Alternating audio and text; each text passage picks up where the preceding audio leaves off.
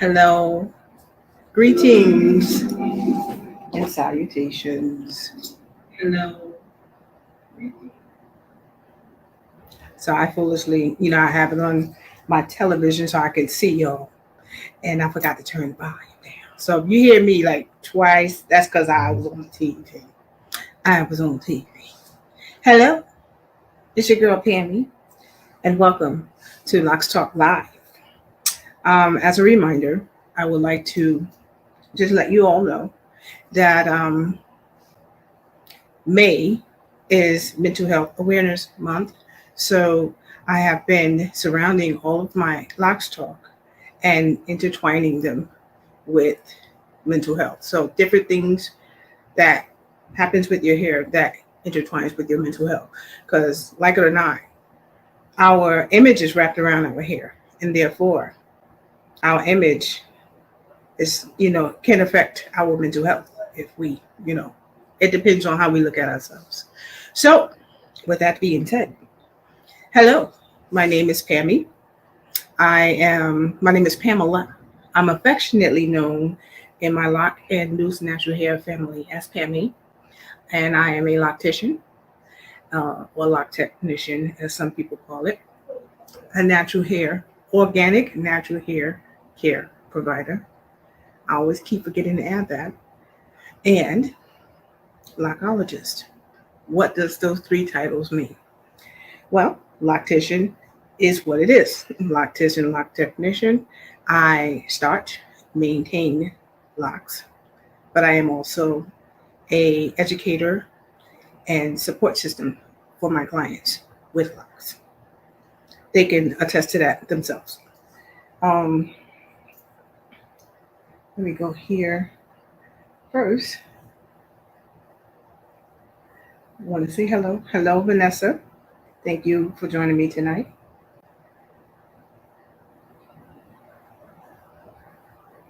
So, loctician, as I said, I'm also a support system. And not just for my loc clients, but also for my loose natural clients, because maintaining your loose natural hair in its original state, which takes me into my next title, organic loose natural hair care provider. I care for your loose natural hair in its natural state without altering it in any way with use of chemical treatment or high heat. And I am also an educator and support system for those who maintain their hair in its natural state without changing it from its natural virgin hair state. The reason why support system, because not everybody immediately can revert back to the mentality of keeping their natural hair. Many people today has reverted back from years and years of relaxers and or other hair treatments that altered their natural hair. And now they are back to their natural hair in its natural state. Oftentimes, support is needed in order to make that transition. I know I needed it. I didn't have it, but I needed it. And I managed to cope and provide it for myself by educating myself even further. Because hair education does not stop ever. There's always something to learn. So much was taken away, and there's so much still to be returned. So my educating you is my gift to return to us what's been taken away. Yes. And my last title, lochologist. Any word with ology or ologist behind it is just simply the study of, or a person who studies. So I am a person who studies locs from its origins as it evolves day by day, even to today. So that is my titles. So I bet you are wondering, what are we talking about tonight? Right? Okay. Tonight, what we are talking about are the things you need mentally for your loc journey. I don't know why I said need to mentally. What is going on? What is going on? Hold on for a second. Let's fix that.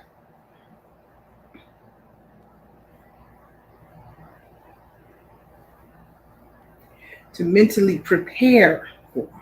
Because if somebody walk in the room, they're going to be like, what is that saying?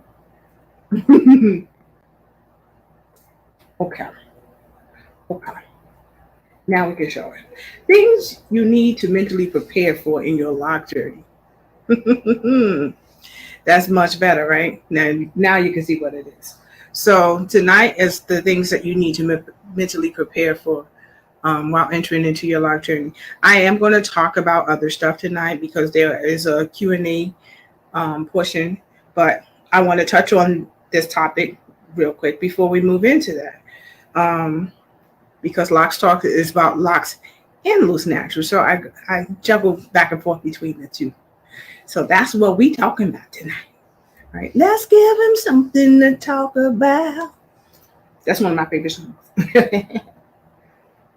Any questions that you have in regards to what I'm talking about tonight, especially if you are currently loose natural and you are considering locs, this talk is for you. If you just started your locs, but you didn't do a lot of extensive research and you're still in the beginning stages, these are some of the things that, if they haven't already happened, expect some of them to kind of surface. And sometimes knowing it makes it easier as you transition through it, but always know that there's support. Those who could relate, you're not by yourself. The loc community has grown significantly, especially over these last 5-10 years or so. It has grown massive, and even more so since passing the Crown Act law nationwide in March of 2022. So that was a huge day for us all in the loose natural and loc community. I know it was for me. So let's move into the different things that's necessary for you to know if you are considering starting a loc journey. These are things you need to prepare for beforehand, before you sit in a chair to get the stuff done. These are things that you should think about and be a part of your process of mulling it over. What does mulling it mean? It means to really thoroughly think it through. You have to remember that getting locs is a commitment. So oftentimes, I always say, if you meet a person with locs, not brand new locs, but mature locs, which means they had them for a number of years, I will bet my bottom dollar that that person probably doesn't have much of a issue with commitment. Because if they can commit to that, they can commit to some things. Maybe not everything, but there's not a struggle with commitment. We have a comment before we move on. So let's look. Hello, Distractible Me. How are you? This is my NAMI Walk team captain, Distractible Me. She is here. Thank you for coming. We walking on Saturday. Still accepting donations. I will put the link in my description below for anybody who would like to send a donation. Never too little, never too much. As little or as much as you like. The description, the website, the little link will be in the description below. NAMI, NAMI, National Alliance for Mental Illness. Yes. Okay. Thank you for coming, Distractible Me. I appreciate you. Okay, so let's move on in our conversation. What do you need to do mentally to prepare for your loc journey? Number one thing, and this all is taking place before you sit in that chair while you're thinking about it. Number one, you need to practice unsubscribing to beauty standards. What does that mean? Like, we all have this beauty standard that was drilled into us since we were children. Your hair is nicer when it's straighter, when it's flatter. It looks more presentable when it's not so big. And, you know, if they see you with an afro, oh, you need to comb your hair, because that has been told to us that it's not beautiful, right? So we have to unsubscribe to what the standard of what beauty is supposed to be or was, but that it's not our own. Our hair grows up and out towards the sun. Our hair is naturally curly. So, you know, people would use ugly words to describe our hair in the past. And these are things where it's almost like saying you have to work out. You know, when you go to the gym and you do your thing in the gym to build your muscles, well, you have to build this muscle up here against the negativity that has been built upon your mind, right? Because that's some weight you're going to have to lose. It's a diet.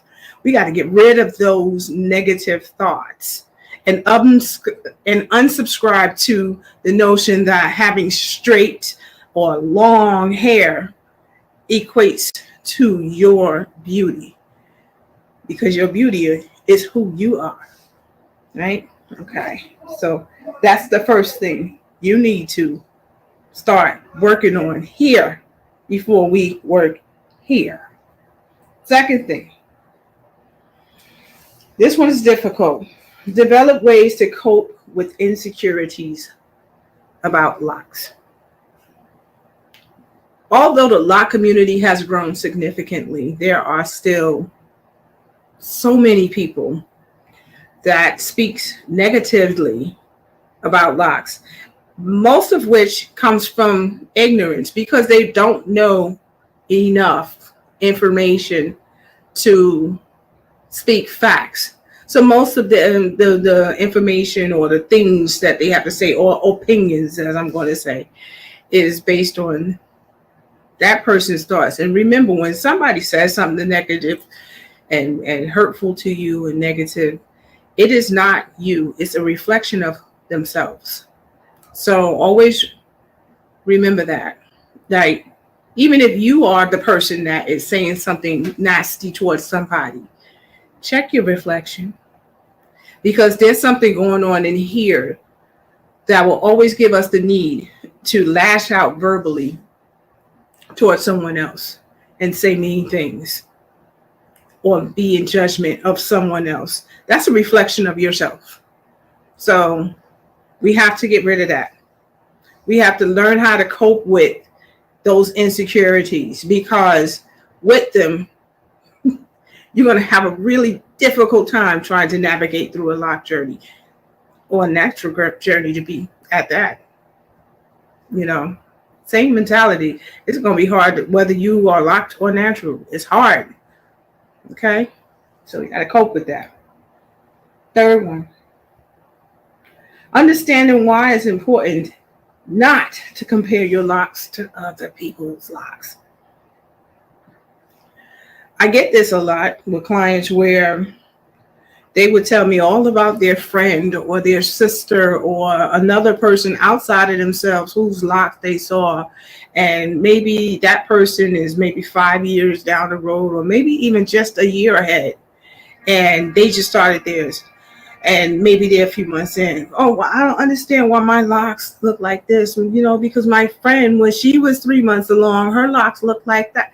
You cannot compare your locks to someone else's. Your journey is your journey, and their journey is theirs. That's like comparing your relationship to somebody else's. Your relationship is what you and your partner make it. So, like for me, I'm not on that relationship goals train. The reason for that is because oftentimes we see pictures and images and messages, and we have no idea what's really going on in that relationship. You know, you see people showing up to places for photo ops and all of that, and they taking pictures and they wearing matching outfits and they smiling. I was watching Michelle Obama's special on Netflix the other day, and she mentioned how same thing where people would see pictures of her and Barack Obama and say relationship goals. And she was like, oh man, I tell people, if you knew, I was mad at him in that picture. So don't be so quick to say relationship goals.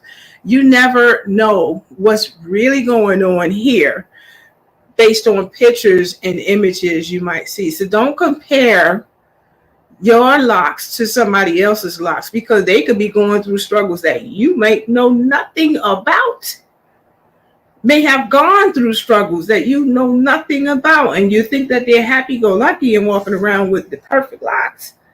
Like people think that about me. No, I still struggle through stuff. I am 8 years locked. My locks are long. However, I have to keep up with thinning at the root. Well, my density is decreasing because of menopausal hormonal changes, and that's scary. The thought in my mind, I have to work, because if I don't, I'm going to lose my locks. That's why that's a worrisome thing, and I have to also cope with not stressing so much about it, because the stress might make me lose my locks. So you just never know what another person might be going through. Don't compare yourself to another person's locks. Enjoy your journey. This is your path, your journey, right? Moving now to the next. This one is very important. Find clarity of the myths you know about locks. Why did I say myths you know? Because there are a lot of assumed myths out there about locks, like locks are dirty, locks smell bad, locks are really heavy, locks are crunchy and hard and crusty and nasty, all kinds of things. People with locks all smoke weed. No, we don't. No, we don't. All people with locks are religious. No, they are not.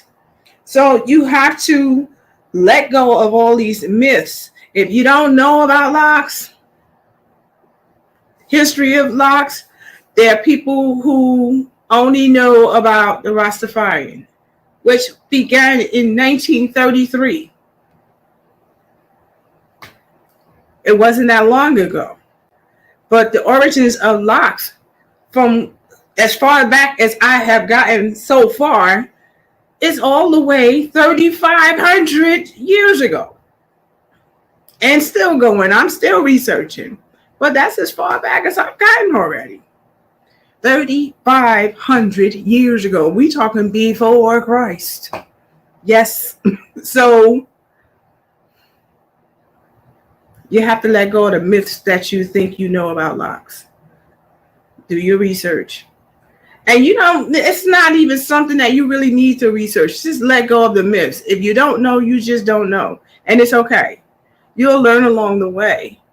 But don't go in thinking that these things are true because you hear people saying they are. Because rumors. Toxic. Okay. This one is really, really important. Understanding unrealistic expectations. What do I mean by this? I'm going to give you a specific example, because this has happened. It doesn't happen anymore, which is why I require a consultation for every new client that I receive. It's a requirement. Prior to it not being a requirement, I would get a client that would come. They would make an appointment. They come in, and we would do the consultation a few minutes before I got started. Now you have to do the consultation before you even decide to move forward and make an appointment. So, and it's done virtually. But before, when I still have people coming to me, they come, sit down, we'll talk. I'll ask them a series of questions. They'll answer them, and so on, yada, yada, yada, right? And this is when I was still learning and fairly new, so I had to learn how to ask the right questions and stuff. My questions are now very thorough. It's in the form of a questionnaire that you get to answer prior to us meeting and everything, so that I can go through all of your answers and make sure that we cover everything and all of that. So it's well thought out. But what used to happen, here's the unrealistic expectation. The person that is wanting to get locks in their hair, Again, going back to the last one, not the clarity of locks, but comparing the locks to other people. They would say, yeah, well, my cousin, she got locks, and this person got locks, and that person got locks, and I want to get locks. Okay. I mean, it's a good reason to want to get locks. You know, but locks do look good. They do. They just do, don't they? But that's the second primary reason why when I ask my clients, why do you want locks? Oh, I just love how they look and I want them. I just want them. Okay. But here's the problem. The unrealistic expectations. They think that there's a specific timeline that their hair should be locked. After installation, there has been people who expected their locks to look like this from day one. No, you work your way up to that. That takes work to get there. We just talked about that 5 minutes ago during the consultation. What I didn't think they were going to look like this.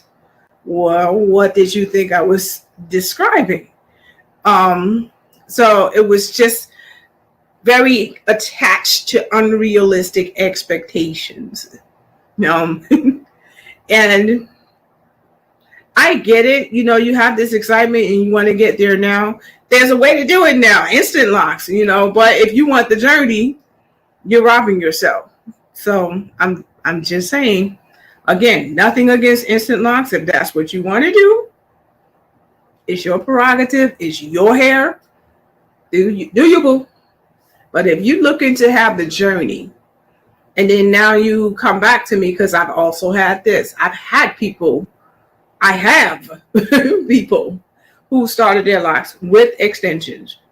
And they came and they was like, can we take these out? Yeah, you can. Are you sure you want to take? Yeah, because, you know, I'm part of some lock groups, and I just look at how excited people get about certain stages and links and frizz, and I'm not really experiencing that because I'm already got these in, and I want to experience that. Exactly. It's almost like sitting in a room full of new moms, and you haven't had a child yet, but you're trying and not yet, and you're getting to watch all these women. You might be babysitting your niece or nephew, but you didn't have yours yet. And you hear all these women talking about all these different things with their kids, and you're like, man, I want my own, right? So it's the same thing. Not the same thing, but the same concept.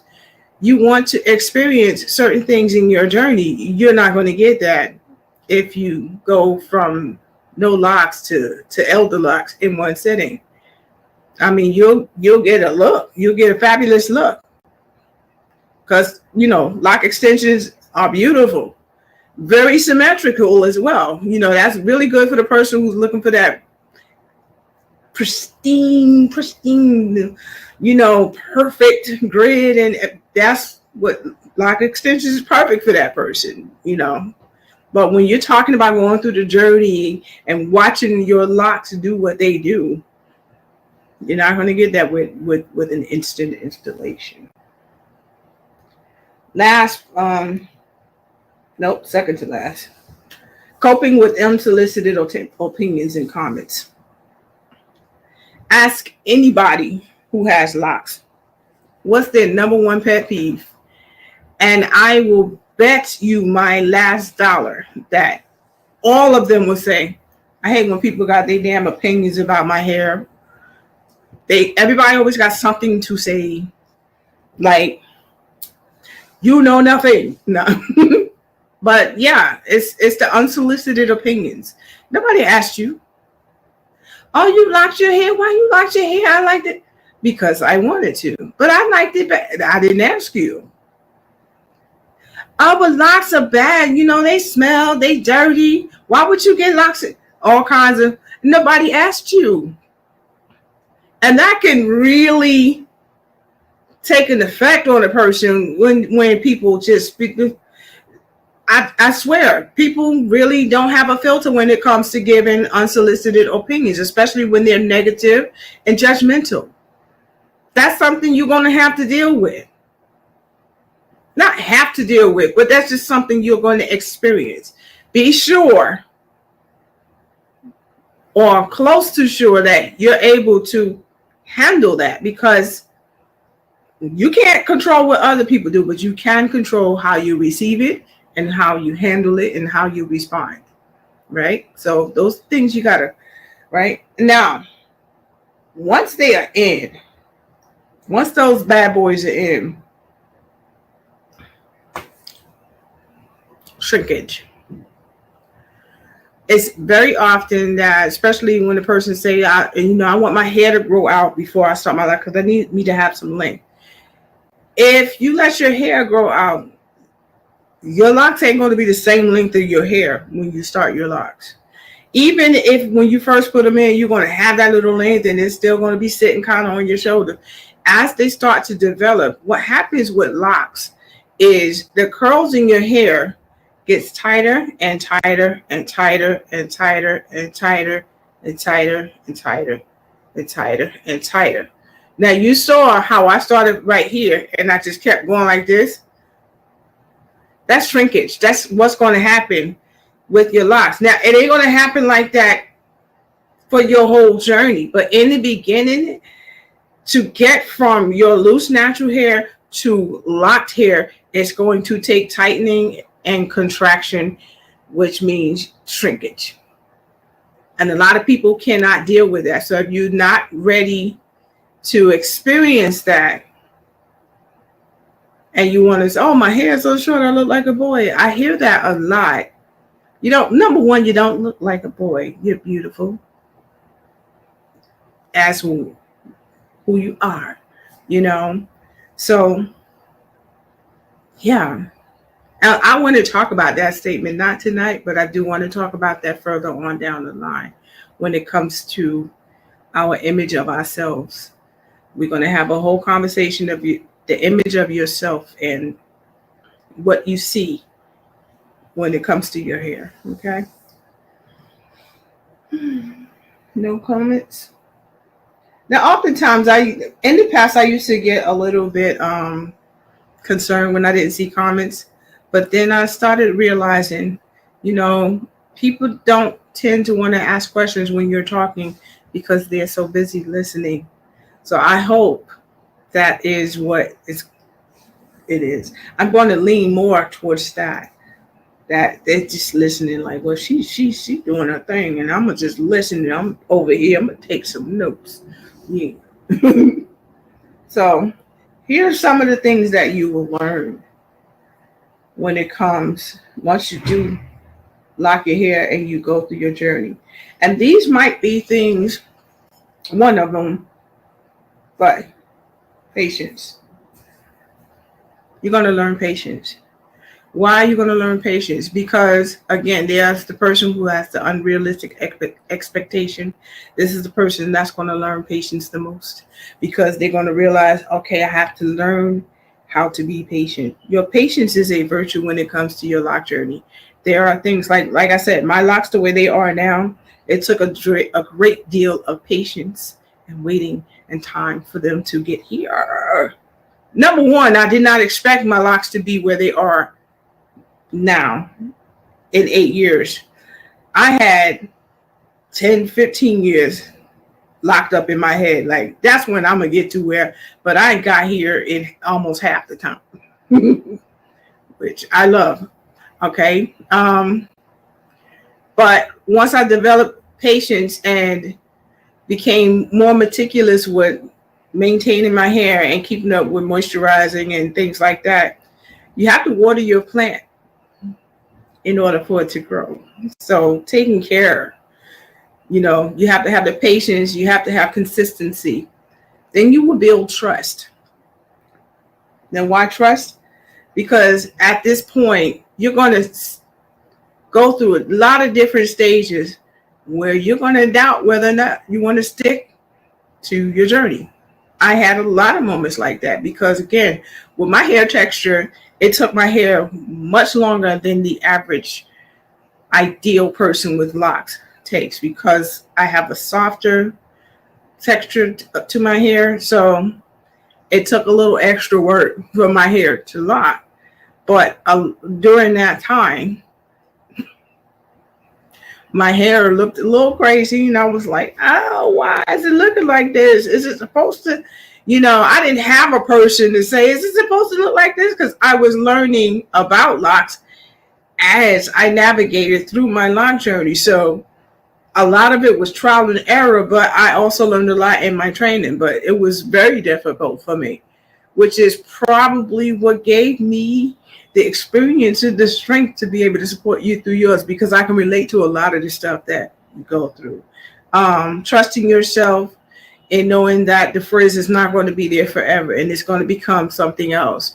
Again, my trust came after the fact, because I didn't have something to look forward to, because nobody was there to tell me what was going to happen next. But I'm here to tell you, okay, this is leading to that. Just have patience and trust your process. I don't like to say trust the process. I like to say trust your process. Trust your journey. Trust yourself. Trust your commitment to yourself. That's where the trust comes in. It's about trusting yourself. If there's anybody in this world you need to trust 100%, is you. Trust yourself. Trust. Believe in yourself. Believe there's a reason to be. That's from Wiz, my favorite movie. This one, a lot of people didn't even expect. Spiritual growth. I keep a photographic journal of all of my clients. All of my Loc clients, I have a photo journal of their journeys.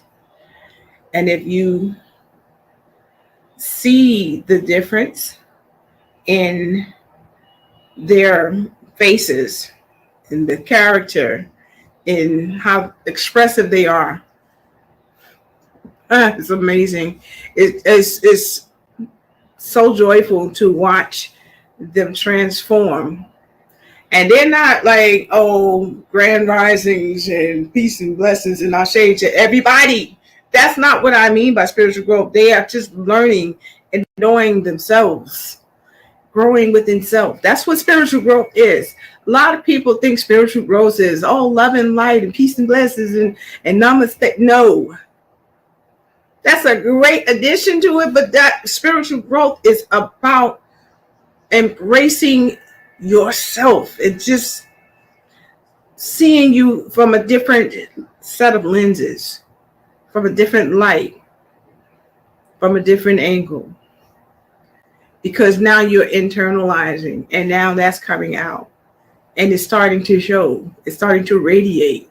So when I would see like the first picture of somebody, they're looking off and down like this in the picture. And then as they progress, you just see them going. And you just see the confidence that's building in them start to come out in their pictures. You see them, their eyes are piercing. They went from looking down to looking straight at the camera like, yeah, that's spiritual growth in self. Like even me talking about it right now, I got goosebumps on my arms. So these are things to prepare yourself mentally for as you think about or consider locking your hair. So that is all the things that I am going to talk about in regards to the things you need to prepare for mentally before starting your Loc journey, right? And what to expect once you have. Now, if there's any questions in regards to this, because now I'm opening the floor, open forum for questions. I also have a few questions that was asked of me that I wrote down so I don't miss these. So anything in the comments, ask your questions now. And as I wait for that, I'm going to go to the first question. So the first question is, this is a great question. Why do some people keep restarting their Loc journeys? There's a lot of reasons why people do it, but I'm going to give you the top 3 that I have received based on some research that I had done. I did some surveys and research, and I asked a few hundred, if not closer to 1,000 people who has locks and had more than one set.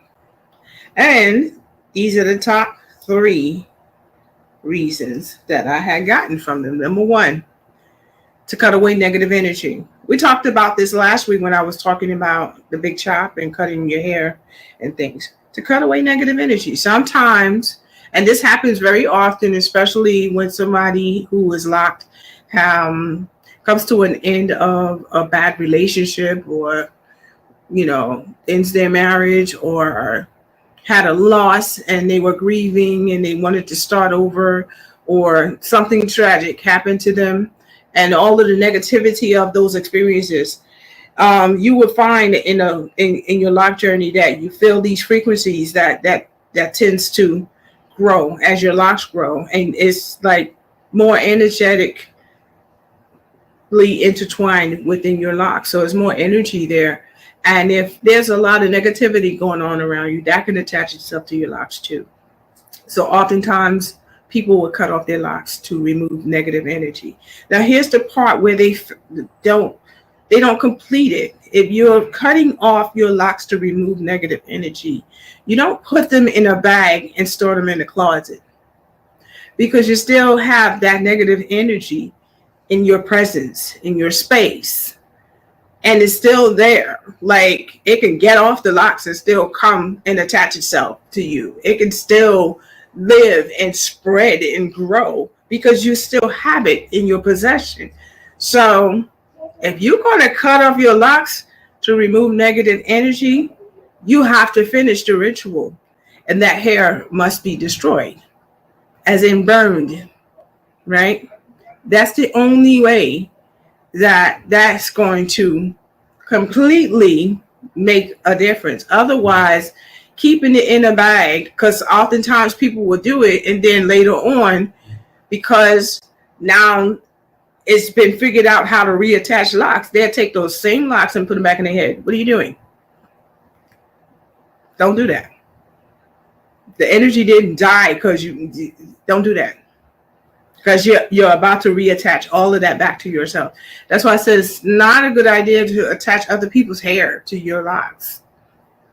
Not me, not doing it, because you're taking on any energy that's attached to that person as well. So, second reason, better to start over than to make repairs. Sometimes a person's hair is so badly damaged, they're like, no. We can learn from our mistakes, right? And prevent it from happening the second time around. I almost had to go through that because, again, when I started my lock journey, my arrogance and ignorance of locks, because I thought my natural hair care experience was enough information for me to get through my lock journey. I couldn't have been more wrong. And I was still using heavy and dense lock products in my hair. And because, again, I have a very soft, finer texture of hair, the back locks, not so much the front ones, because my back locks are slightly bigger than my front ones when I started them. My front locks was like micro size and my back ones were like small. So they're still small, but my back ones was like on the larger side of small, and my front was much smaller, like micro size. I since then have combined almost all of my, I did. I combined all of my front locks and my back locks, because I was using these heavy and dense hair products that I was using on my loose natural hair, which was fine. It was too heavy and thick for my locks because it was getting inside the lock and making them very heavy and building up. And because of the weight, my hair started breaking away at the root. Now, oftentimes I would hear people say, oh, my hair grows away from the lock. Your hair doesn't grow away from the lock. Your hair breaks and continues to grow. Your lock, whatever's still attached to your lock is growing, and any hair that broke away from your lock is continuing to grow. But your hair doesn't just decide to detach itself and grow in a different direction. If you started your lock and all of your hair was in your lock, you don't just say, oh, I'm going to go that way. It breaks, yet it continues to grow. Okay? And that happened to me. I was like, damn. I was almost going to cut them off. I have another client. It did happen with her. And she ended up cutting off all the sides and the back. And she just has her locks up here. But then while it was tragic that had to be done at the time, she now loves how her hair is. Now, we have been talking about possibly letting her hair grow in and restarting her side and back lock. It's hard. And so because it was so severely damaged, yes, some people would be like, you know what, F it, and they cut them all off and start over again. So that's the second main reason. The final one is I got bored and needed a change. Now, for me, this one is a little tough because, you know, I think about my experience with psychology, and I'm like, okay, I believe this one may be deeper due to lack of staying committed. For example, fear and insecurities. So maybe the person had a hard time because of unsolicited opinions from other people, or maybe they had a hard time because they didn't expect the shrinkage to be as it is, or maybe they had a hard to, you know, different things that just gave them a hard time. And it's better to say I got bored and wanted to change than to accept the fact that they were mentally affected by all these other things that happened. And it could be I got bored. But my thing is, if you bore easily, Locs is not for you. Let's talk about that. If you bore easily, Locs is not for you. Locs is more of a lifestyle and a commitment. So if you get bored and you need to change up, and you, when it comes to your hair, and you live more of a chameleon lifestyle, then Locs ain't for you. Like, get some faux locks, and when you get tired of them, you can comb them out and you still have all your hair. But don't put your hair through the trauma of installing them and going through it for a little while, and you're like, I don't know, I'm bored. Let me do something else with my hair. Don't do that. You know, if you're bored, then Locs isn't for you. Don't waste your time or the time of the person that put the energy and effort into taking care of your locks just for you to get bored and say, I don't want them anymore. You know, don't do that. So let's go over here. There is a question in the comments.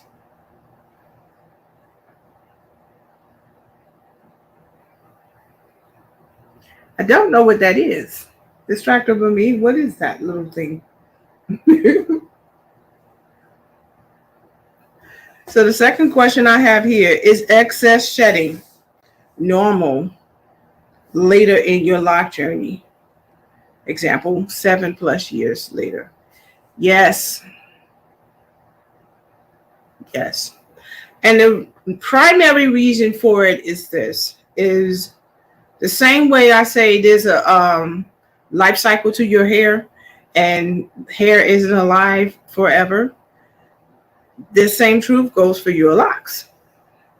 The hair in your locks is not alive forever. So once you reach the elder stage of your lock journey, hair starts to die at the end. So it will break and fall loose. Changes in you as you get older, hormone levels and things like that, that changes. So that may cause excess shedding. If you are a new mom, you just had a baby, there's a thing called postpartum shedding. You're going to shed a lot of hair. And you're going to be like, what the hell was going on? What is this? But shedding in the later stages of locks, of your lock journey, primarily if you have elder locks, you are going to see more shedding than usual. Like you wash your hair, you'll see like little hairs that may have curled up and kind of, and it's not like the whole lock. You'll just see like, you know how when you have frizzy hair, you'll see those little hairs that they might just fall away. And it's because it's dead hair. So that's why you'll see a little more excess shedding later in your lock journey. Because like when I wash my hair now, I'll see like little small pieces of hair, not quite a lock, but pieces of hair that may have been like just attached to the outer surface of my locks. That's dead hair.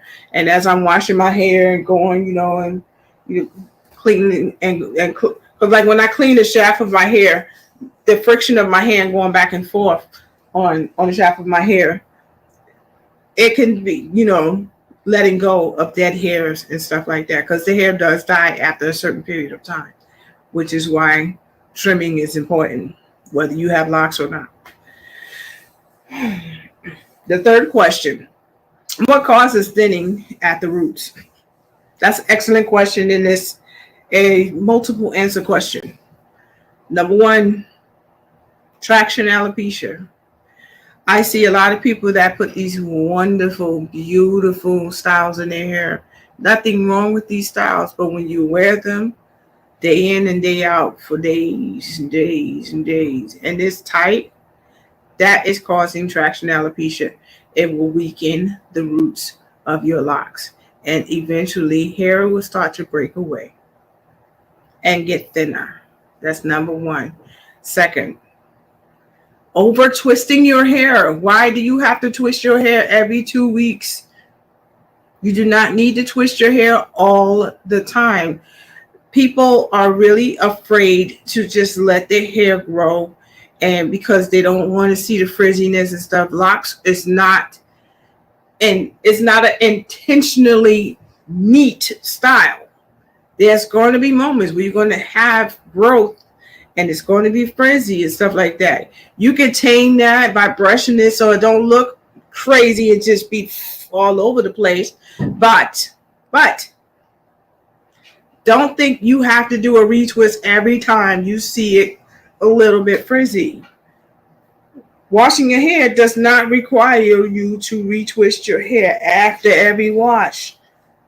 Stop twisting your hair too often. That really thins out the roots, and it gets thinner and thinner and thinner. And because the tightness of constantly twisting, allow it to swell. Allow the hairs to do what they got to do. It's not the twist that locks your hair. It is your hair contracting and contracting. So if you constantly twisting it, you keep stretching out those curls that need to contract and let your hair lock together. The retwist is just to give you a little cleanup, a little tune up for a minute, so you can feel, oh, it's so neat and nice. And it's a retwist is more about aesthetics than anything. But a retwist, it's not really necessarily locking your hair. It's just packing the hair together. Now you let it go. Yes, it's going to swell up. And sometimes, in some cases, depending on your hair type and how you kept it after you got your retwist, it will unravel again. The reason for that, again, it's not the twist that's locking your hair. It is the curls contracting and coming together more and more and more. Now, depending what your hair type is, because as I said, all hair is lockable, right? So certain people and their hair match together, and that's where the lock is. So it's easy for them. Yeah, you can twist it. You keep twisting it, and eventually it's going to match and stick together and stay stuck. But our hair don't do that. Our hair is naturally curly, so it locks together, not match.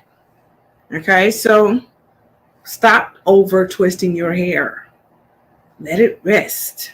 Over twisting your hair also leads to traction alopecia. Right, so stop over twisting your hair. Another reason why hair might be thinning, in my case, is because of hormonal changes.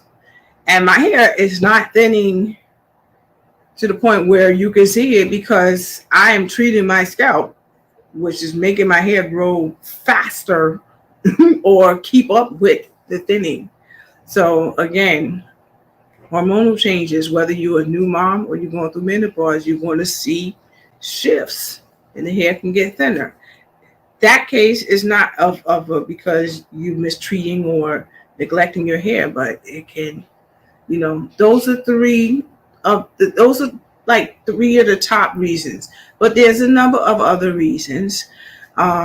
Use of bad products causes your hair to break. Dryness causes your hair to thin out because your hair is breaking away. Lack of moisture. You're not moisturizing your hair properly. Your pH level is off. So that causes your hair to become dry and brittle. What else causes thinning? Hair coloring with ammonia in it or hair bleaching. It messes up the keratin protein bonds that makes your hair strong. That makes up what your hair is. So your hair can just easily snap and get thinner and thinner and thinner until there's none. So that's more. Any more questions? No, not yet. 4. Now this one can benefit for all of y'all, whether you have locks or regular loose natural hair. It says, I work out a lot. How can I keep my hair and my scalp fresh without overwashing my hair? And that's a great question because we should not be washing our hair every day. We should not be washing our hair every day because you're washing away the natural essences and oils and stuff. Our hair does not get oily. We have to add oil to it in order for it to receive enough oil, nutrients and things like that. Which is why a lot of us tend to overdo it when it comes to oil in our hair because our hair does not produce a lot of oil. Generally, why people with straighter hair wash their hair almost every day is because their hair produces a lot more oil, and because of their hair texture, the oil sticks more to their hair. And if your hair is oily, other things stick to your hair, such as dirt and debris and all kinds of stuff. So you want your hair feeling light and not heavy and dense and weighed down. So you're even wash it out every day. But if you work out, it's important to make sure that your scalp remains clean without bacteria. And there's a way to do that without having to wash your hair all the time. Non-alcohol based witch hazel is a great source to use when it comes to keeping your scalp clean. I like to use a clean white terry cloth towel, washcloth, and I'll make it damp, and then I'll take the witch hazel and put it on it, and with it I'll just separate my hair and clean in between my locks. That keeps my scalp cleansed and without bacteria. Also, again, talking about the ACV diluted water, that's an antimicrobial agent. Apple cider vinegar. So every cup, 2 tablespoons of ACV, and you put it in the spritz bottle and you spray it on your scalp. That helps bacteria from building up on your scalp. That way, when you do sweat and the sweat starts to dry, you don't develop that funky smell that you like. It smells like an old mop. That's the bacteria. And if you and I'm not saying to do that when you work out, but if you do that on a daily basis or every few days, it just keeps bacteria from growing in your scalp and in your hair. So if you do sweat, you're not going to have that funky smell because you sweated, right? Sweat only smells when there's bacteria mixed in with it. I'll say it again. Sweat only smells bad when there's bacteria mixed in it.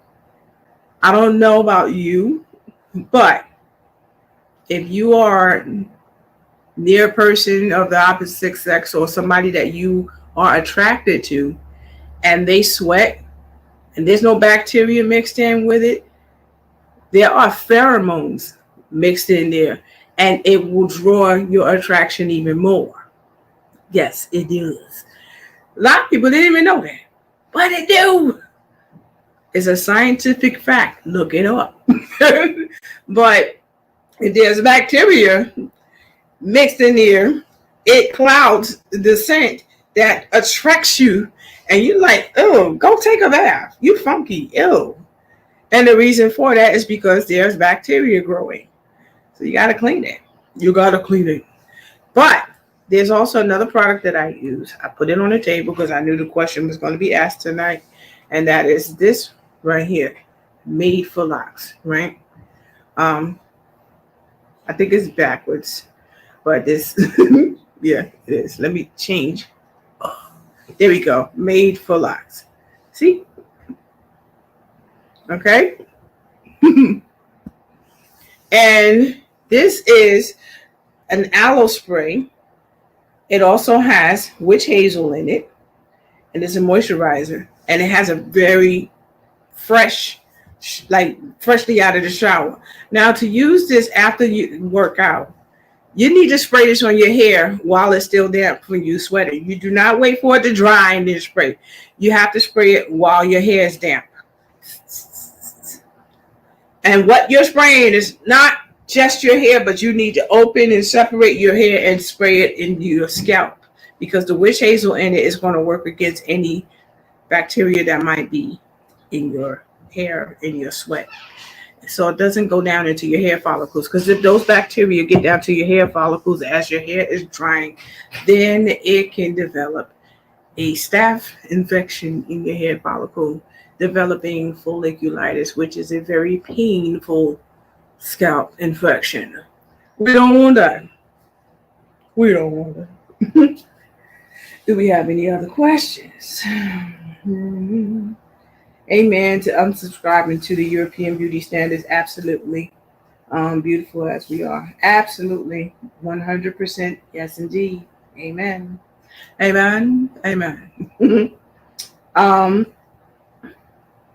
So, yes. Vanessa said, amen to unsubscribing to the European beauty standards. We have to unsubscribe to these things because those are not even the beauty standards that belong to us.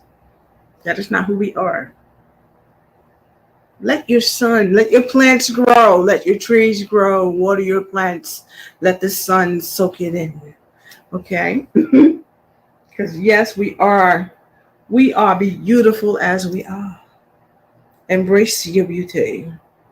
As I can say, I am proud to say that I can call myself a natural beauty because of all of the work that I have done to get to where I am today. What you see is what you get, not a stitch of makeup.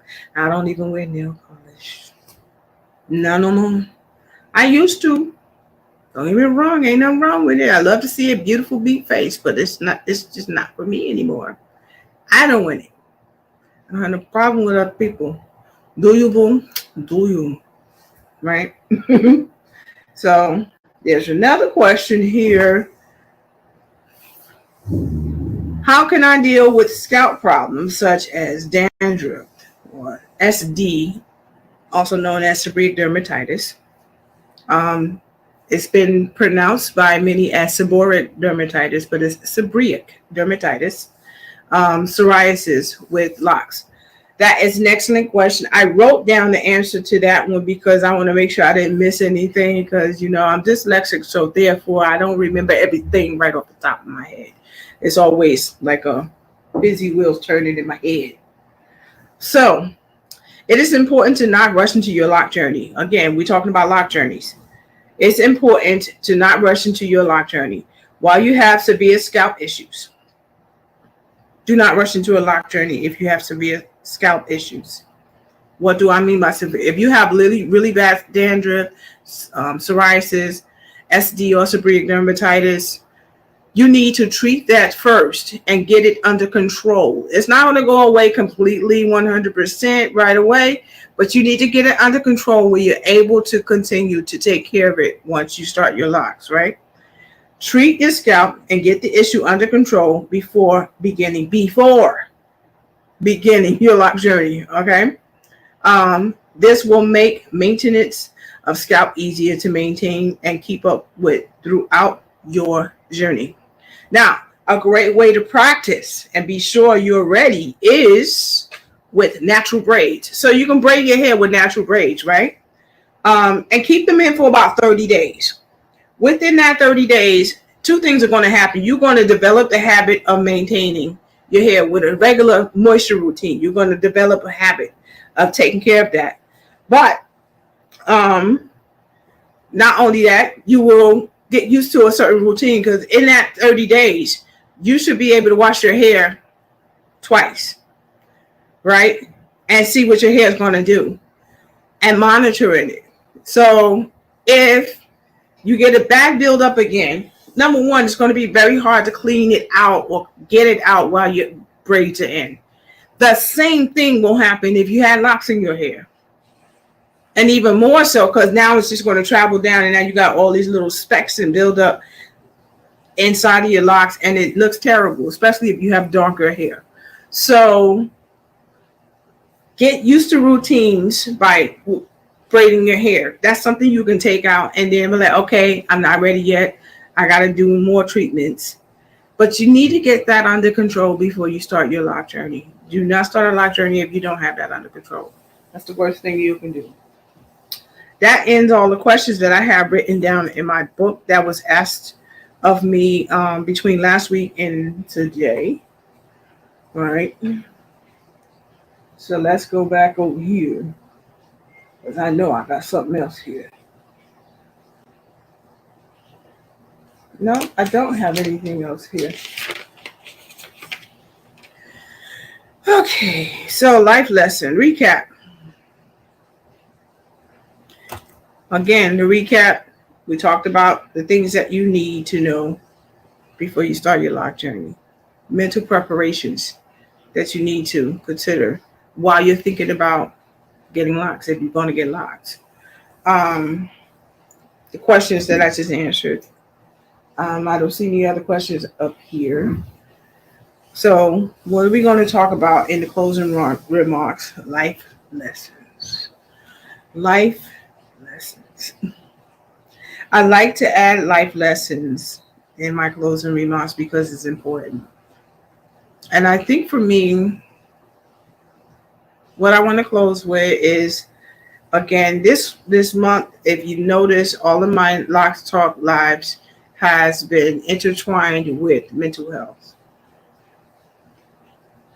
This life lesson is not, well, I'm not going to say it's an easy one, but it's something that's simple that can be done, that we all can do, is unsubscribe to the notion that mental health is always about something negative, like having bipolar disorder or depression, or people being suicidal, or using the C word, which I'm not going to use because I don't like to use that word. I don't like to hear it used, and I certainly don't like it to be referring a reference to how I may be dealing with something, you know. And it's not meant in a harsh way, but I don't like the use of the C word when it comes to people's mental health. I will say emotionally disturbed individuals, but mental health is so much deeper than that. A lot of anxiety is mental health. People with phobias, that's mental health. That's a mental health issue. That's saying that you're afraid of. Why? We got to talk about it. There's always something that is trauma attached to fear. So fear of heights. We're not born afraid of heights. We're not born afraid of birds. Something in here is wired to give us that fear. So that is a form of mental illness. Being an empath and being able to feel people's energy is extremely difficult and overwhelming for me. In order for me to function, I have to stay grounded. And sometimes I'm too exhausted to do that. This is why I'm grateful that my personality and character is more of an introvert, because I'm able to have that time to myself in my solitude, to just have days of quiet and just me. You know, like this week on Monday, I made an announcement. I don't feel like talking to anybody.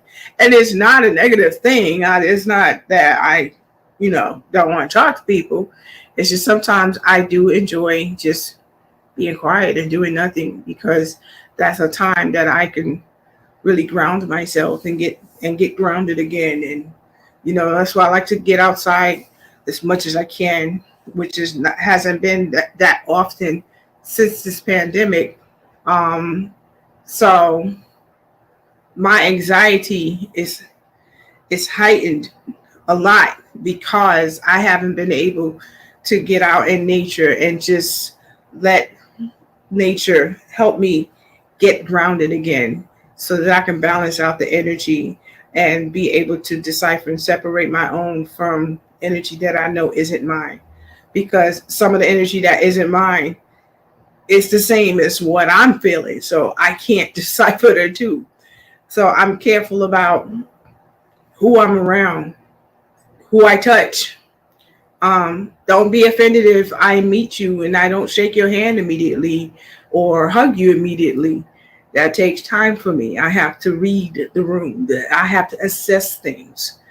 I'm glad that I have the gift that I have when it comes to reading people's energy and understanding them, but it could be very overwhelming, especially if that person is going through something. A lot of times I don't have the capacity to deal with that because of my inability to get out as often as I once used to, because I like to be out in nature to ground myself. When I was on vacation, Vanessa, you can attest to this. You saw that when we were indoors, I stayed barefoot. I purposely did not bring slides with me because I want to stay grounded. The more I like to stay barefooted because it helps me to stay more grounded. I could root myself and feel the energy come up to my feet. So unsubscribe to the idea that mental health is just all the negative things that we see. Mental health is a lot of things. If your child has night terrors, that is wrapped in mental illness. If a person is afraid of the dark, that is wrapped in mental illness. If a person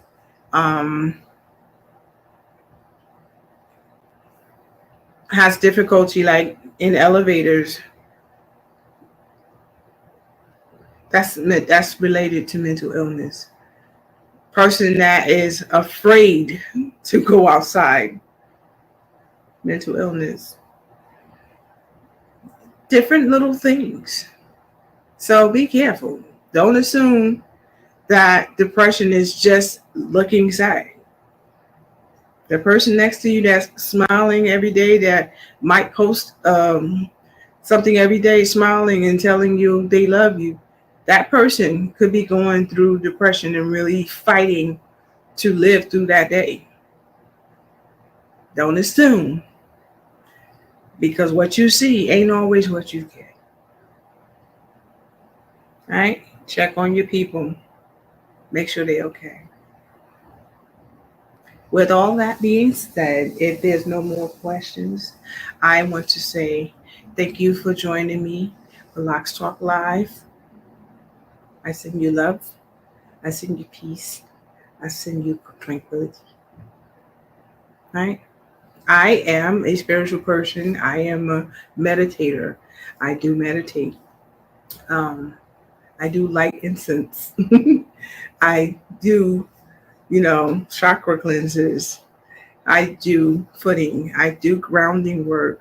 All of those things.